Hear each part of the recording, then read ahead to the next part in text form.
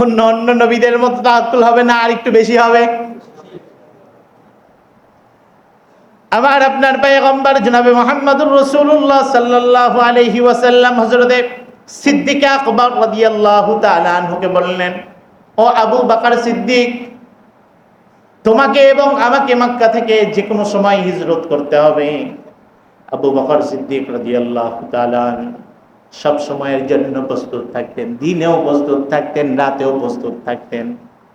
দিনের বেলা প্রস্তুত থাকতেন, সব সময় দিনের বেলা রাসূলুল্লাহ সাল্লাল্লাহু আলাইহি ওয়াসাল্লামের কাছাকাছি থাকতেন, যে কোনো সময় চলে যাওয়া লাগতে পারে। আর রাতের বেলায় আবু বকর সিদ্দিক রাদিয়াল্লাহু তাআলা একদিনও ঘুমান নাই। রাতের বেলায় চৌকাঠের সঙ্গে দরজার সঙ্গে হেলান দিয়ে থাকতেন, যে কোনো সময় নবী আসবে, এসে বলবে আবু বকর, দ্বিতীয়বার যেন না বলতে হয়, এজন্য দরজার সঙ্গে ট্যাক লাগাইয়া দাঁড়ায় থাকতেন, ঘুমাতেন না। সুবহানাল্লাহ। কেমন ভালোবাসা, কেমন ভালোবাসা! আর আমার আপনার ভালোবাসা, এগুলো হলো সব ধোঁকাবাজি, বাটপারি। কথা কয় না? এগুলা কি ধোঁকাবাজি, বাটপারি ছাড়া আর কিছু না। আল্লাহ রাসূল সাল্লাল্লাহু আলাইহি ওয়াসাল্লাম রাতের বেলা একদিন সিদ্দিক আকবরের দরজায় দাঁড়িয়ে শুধু এই কথা বলছে, আবু বকর। আবু বকর বলে, লাব্বাইক ইয়া রাসূলুল্লাহ। দরজা খুলে দিয়েছে, দেরি করেন নাই, সাথে সাথে দরজা খুলে দিয়েছে। দরজা খোলার পরে আল্লাহ রাসূল সাল্লাল্লাহু আলাইহি ওয়াসাল্লাম, আবু বকর তুমি ঘুমাও নাই? ইয়া রাসূলুল্লাহ, যেদিন বলেছেন হিজরত সেদিন থেকে ঘুম হারাম, সারা রাত দাঁড়িয়ে থাকি। তুমি বিছানায় শোও না? না, আপনি আসবেন, আপনি ডাকবেন, বিছানা থেকে উঠবো, এতক্ষণ আপনাকে দাঁড় করে রাখবো, এটা আমি আবু বকরের জন্য সম্ভব নয়। ইয়া রাসূলুল্লাহ, আমার পিতামাতা আপনার পায়ে তাদের জান কুরবান হোক, কিন্তু আপনি কষ্ট পান এরকম কোন কাজ আমার দ্বারা করা সম্ভব না। সুবহানাল্লাহ। আবু বকর রাদিয়াল্লাহু তাআলা আল্লাহ রাসূল সাল্লাল্লাহু আলাইহি ওয়াসাল্লামের সঙ্গে মদিনায় রওনা করলেন। গারে সুরে 3 দিন ছিলেন। কয়দিন? গারে সুরে ছিলেন 3 দিন। রাতের বেলায় গিয়েছে, যখন সুবহ সাদেক হওয়া ভাব, আল্লাহ রাসূল সাল্লাল্লাহু আলাইহি ওয়াসাল্লাম বললেন, আবু বকর তাড়াতাড়ি করে গারে সুর দেখো, আশেপাশে কোনো গর্ত আছে কিনা। তো আবু বকর বললেন, ইয়া রাসূলুল্লাহ, একটা পাহাড়ের মধ্যে গর্ত দেখা যায়, ওই গারে সুরের মধ্যে ঢুকো। ঢুকে গেছে। এদিকে আবু জাহল, সেই সময় যারা জ্ঞানী, যারা সায়েন্টিস্ট, পা দেখে বলতে পারে এটা কার পা। সুবহানাল্লাহ। এখন তো আমরা আমাদের ফিঙ্গার দিয়ে বোঝার চেষ্টা করি এখানে কার হাত লেগেছিল। সিআইডি ইন্টেলিজেন্ট ব্রেনস যারা আছেন, তারা কোনো ক্রাইমের লোককে ধরার জন্য এখানে কার ফিঙ্গার আছে, এই অস্ত্রের সঙ্গে কার ফিঙ্গার আছে, বা এই লোকটার সঙ্গে বডিতে কার ফিঙ্গার লেগে আছে, এটা তদন্ত করে কি করে না? আর সেই সময় পা, কার পা এটা দেখে বলে দিত। সেই সময়ও এরকম অভিজ্ঞ লোক ছিল। সুবহানাল্লাহ। ডাক দিলেন, বললেন, মুহাম্মদ সাল্লাল্লাহু আলাইহি ওয়াসাল্লাম কোন দিক দিয়ে গেছে দেখো তো। বলে, এই যে এই রাস্তা দিয়ে গেছে। এই পা মুহাম্মদ সাল্লাল্লাহু আলাইহি ওয়াসাল্লামের, আর এই যে এই পাটা দেখতেছেন, এই পা হলো আবু বকর সিদ্দিক রাদিয়াল্লাহু তাআলা। কত বড় সায়েন্টিস্ট চিন্তা করেন, আপনি আমি কি ঘোড়ার ডিম। আল্লাহ তাআলা তাদের মাথায় ওই পরিমাণ জ্ঞান দিয়েছিল। আবু জাহাল সশস্ত্র বাহিনী নিয়ে রওনা করলেন, হাঁটা শুরু করলেন, একদম গারে সুর পর্যন্ত গেছেন। গারে সুরে আবু বকর সিদ্দিক রাদিয়াল্লাহু তাআলা তিনি বলতেছেন, আমি বেলা উঠার কারণে, সূর্য উঠার কারণে কাফেরদের তরবারির যেই চকচক করছে এটার আলো গাড়ে সুরের মধ্যে পড়তেছে, আমি স্পষ্ট দেখতে পাচ্ছি। অস্ত্র দেখা যাচ্ছে, তাদের পা দেখা যাচ্ছে, তাদের আওয়াজ আমি নিজ কানে শুনতেছি। আবু বকর সিদ্দিক রাদিয়াল্লাহু তাআলা বললেন, ইয়া রাসূলুল্লাহ সাল্লাল্লাহু আলাইহি ওয়াসাল্লাম, ধরা বুঝি পড়ে গেলাম। এই যে কাফেরের পা দেখা যায়। আল্লাহ রাসূল সাল্লাল্লাহু আলাইহি ওয়াসাল্লাম বলেন, চিন্তার কোন কারণ নাই, আল্লাহ আমাদের সঙ্গে আছে। কথা কিন্তু দুই রকম, কথা দুই রকম। মুসা আলাইহিস সালাতু ওয়াস সালাম বলছেন আমার সঙ্গে আল্লাহ আছেন, আর আল্লাহ রাসূল সাল্লাল্লাহু আলাইহি ওয়াসাল্লাম বলতেছেন আল্লাহ আমাদের সঙ্গে আছেন। কথার পাওয়ার কিন্তু আলাদা, আকাশ পাতাল ডিফারেন্স। তাফসীরবিদেরা বলেন যে আল্লাহ তাআলা রাসূলুল্লাহ সাল্লাল্লাহু আলাইহি ওয়াসাল্লামের জবান দিয়ে এমন কথা বের করে দিয়েছেন যা আগের পয়গম্বররা এরকম কথা বলতে পারে নাই। সুবহানাল্লাহ। আল্লাহ রাসূল, এই কথা বুঝতেছেন আপনারা? দুই কথার মধ্যে পার্থক্য, তার উসটা একটু বুঝেন, পার্থক্যটা বুঝেন।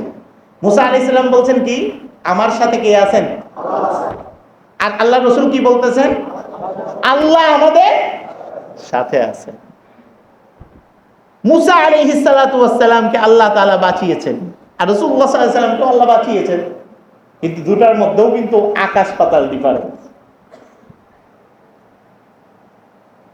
আল্লাহ রাসূল সাল্লাল্লাহু আলাইহি ওয়াসাল্লাম বলেন, যখন কিনা আমি আমাদের মালিকের উপরে এমনটা আস্থা ছিল, রবের উপরে এমনটা আস্থা ছিল, আল্লাহর উপরে এমনটা আস্থা ছিল যে আল্লাহ সুবহানাহু ওয়া তাআলার নির্দেশ আমরা পালন করতেছি, অবশ্যই আল্লাহ তাআলার সাহায্য আমাদের জন্য অবধারিত। যখন কিনা আমরা গর্তের মধ্যে ঢুকেছি, আল্লাহ তাআলা অর্ডার করেছেন মাকড়াসাকে তাড়াতাড়ি করে জাল বুনায় ফেল। সুবহানাল্লাহ। কবুতরকে বলছে, কবুতর তাড়াতাড়ি ডিম পার এখানে। সুবহানাল্লাহ। ডিম দিয়েছেন কবুতর, মাকড়াসা দিয়েছেন জাল। যারা ওই যে জ্যোতিষী ছিল, যারা ওই বিজ্ঞ লোকেরা ছিল, সায়েন্টিস্ট ছিল, তারা ওখানে গিয়ে বলতেছে, আবু জাহাল শোনো, মুহাম্মদ সাল্লাল্লাহু আলাইহি ওয়াসাল্লাম এখানেই আছে। সুবহানাল্লাহ বলবেন না? এখানে আছে মুহাম্মদ রাসূলুল্লাহ সাল্লাল্লাহু আলাইহি ওয়াসাল্লাম। আবু জাহাল কয়, পাগল হয়ে গেছিস নাকি তোরা? পাগল হয়ে গেছিস, রাত্রে মনে হয় মদ টদ একটু বেশি করে খাইছস, এই জন্য উল্টা পাল্টা কইতেছস। আরে হুজুর সাল্লাল্লাহু আলাইহি ওয়াসাল্লাম যদি এখানে ঢুকেন, মুহাম্মদ ইবনে আব্দুল্লাহ যদি এখানে ঢুকেন, তাহলে এখানে মাকড়াসার জাল হয়? সুবহানাল্লাহ বলবেন না? এখানে কবুতর ডিম পারে? অবশ্যই তোদের ঝামেলা আছে, তোদের ঝামেলা আছে। আবু জাহাল ওই সায়েন্টিস্টের কথাকে ওভারটেক করে বললেন যে এখানে থাকতেই পারে না। সুবহানাল্লাহ। এখানে থাকতেই পারে না। রাসূলুল্লাহ সাল্লাল্লাহু আলাইহি ওয়াসাল্লাম একদিন নয়, ওখানে তিনটা দিন আল্লাহ রাসূল সাল্লাল্লাহু আলাইহি ওয়াসাল্লাম গারে সূরের মধ্যে ছিলেন। একজন শত্রু রাসূলুল্লাহ সাল্লাল্লাহু আলাইহি ওয়াসাল্লামকে বিন্দু পরিমাণ কষ্ট দিতে পারে নাই। সুবহানাল্লাহ। তাহলে আপনি আল্লাহর সঙ্গে যেইভাবে মুআমালা করবেন, আল্লাহ তাআলা আপনার সঙ্গে ওইভাবে মুআমালা করবেন। আপনি আল্লাহর উপরে যে রকম ধারণা করবেন, আল্লাহ আপনার সঙ্গে ওইভাবে মুআমালা করবে। আপনি যদি আল্লাহর উপরে পূর্ণাঙ্গ আস্থা এবং বিশ্বাস রাখেন, আল্লাহর কসম, আল্লাহ তাআলা আপনাকে অবশ্যই আপনার সঙ্গে ওইটাই মুআমালা করবে। আপনি যদি এই ফিকির করেন আল্লাহ তাআলা আমাকে খাওয়াবেন, আল্লাহ তাআলা আপনাকে চাকরি ছাড়া খাওয়াবেন, পারেন না? পারে না মনে হয়? খাওয়াই নাই? মুসা আলাইহিস সালাতু ওয়াস সালামের জামানায় বনি ইসরাইলকেই খাওয়াইছে জান্নাতি খাবার, মান্না সালওয়া খাওয়াইছে না? মান্না সালওয়া খাওয়াইছে, কোনো কাজ নাই। বানি ইসরাঈলকে কইছে তোরা খালি ইবাদত কর।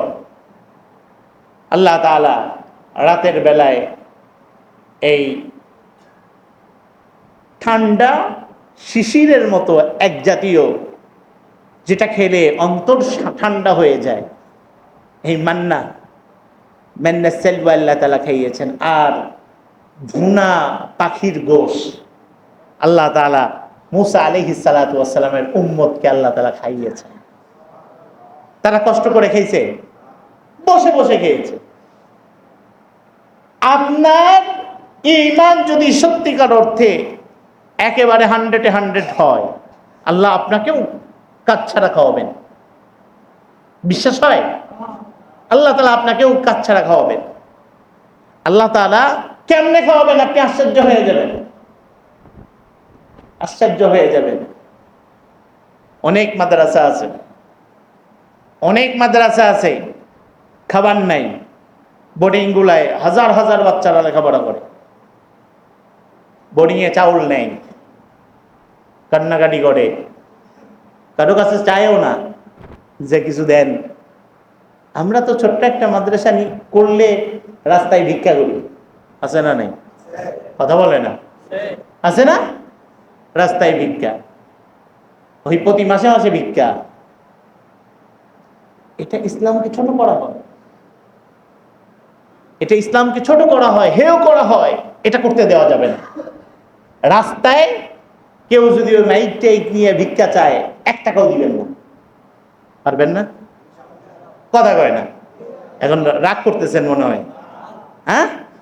1 টাকাও দিব না, কারণ ইসলাম এত সস্তা না। আরে মাদ্রাসা করছেন যদি সত্যিকার অর্থে, ওয়াল্লাহি আপনি যদি সত্যিকার অর্থে আল্লাহর জন্য করে থাকেন, আল্লাহ আপনার মাদ্রাসার জরুরত সব পূরণ করে দিবে।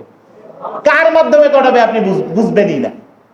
লালবাগের কথা বলছি, লালবাগে তখন লেখাপড়া করি, খাবার নাই। আমি